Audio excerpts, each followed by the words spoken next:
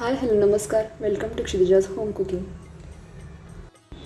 सर्वप्रथम मी चॅनलचे व्ह्यूवर्स आणि सबस्क्रायबर्स यांचे खूप मनापासून आभार मानते. माझ्या चॅनलला प्रतिसाद दिल्याबद्दल खूप खूप धन्यवाद. आता आजची रेसिपी आपण पाहूया. आज मी फ्रूट कस्टर्ड करणार आहे. त्यासाठी अर्धा लिटर दुधाचा मी वापर करणार आहे आणि त्यासाठी हा जो चमचा आहे 1/3 कप कस्टर्ड पावडर घेतलेली आहे आणि सेम त्याच मापामध्ये मी दूध घेतलेलं आहे आणि हे एक पेस्ट आपल्याला मिक्सचर बनवून घ्यायचं आहे. हे व्यवस्थित एकत्र करून ठेवून द्यायचं.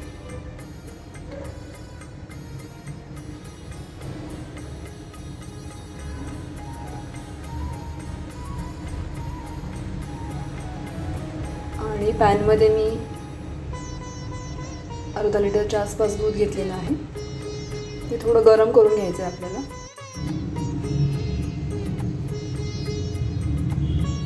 आणि तेवढ्याच प्रमाणात साखरही त्यात मी ॲड केली आहे. साखर विरघळून घ्यायची आहे.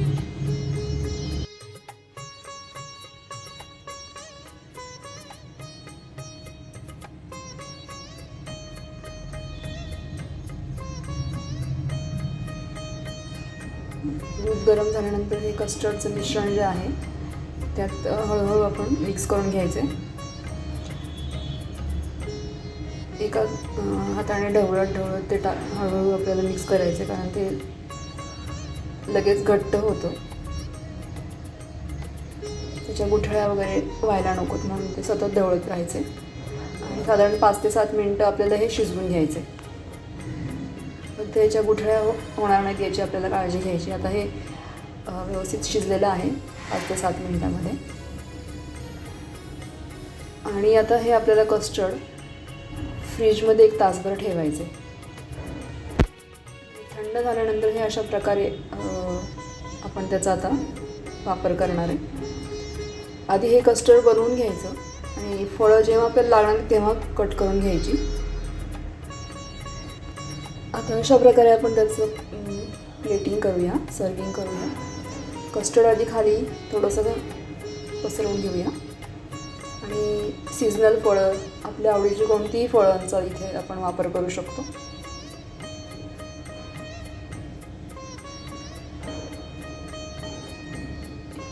याच्यात मी 4-5 प्रकारचे फळं घेतलेत. पपई आहे, ॲपल, बनाना, डाळिंब आहे आणि थोडं अननस आहे.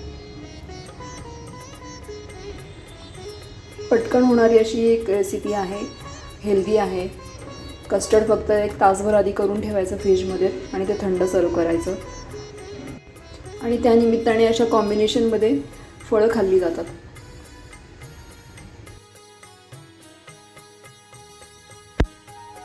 आता यावर परत एक लेअर आपला कस्टर्डचा द्यायचा आहे.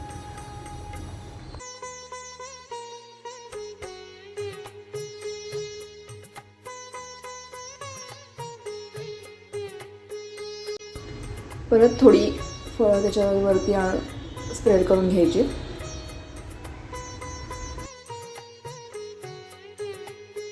आणि लहान मुलांना अट्रॅक्ट करण्यासाठी, त्यांनी ही फळं खावीत त्यासाठी त्याच्यावर मी एक चॉकलेट सिरप ॲड करते आहे आणि थोडे चोको चिप्स पण मी त्याच्यामध्ये ॲड करते, जेणेकरून मुलं याचा आस्वाद घेतील आवडीने. सो अशा प्रकारे ही फ्रूट कस्टर्ड रेडी आहे. नक्की करून पहा. हेल्दी डिश आहे सगळ्यांसाठी, लहानांपासून मोठ्यांपर्यंत. सर्वांनीच याचा आस्वाद घ्या आणि पाहत राहा क्षितिजाज होम कुकिंग. थँक्यू.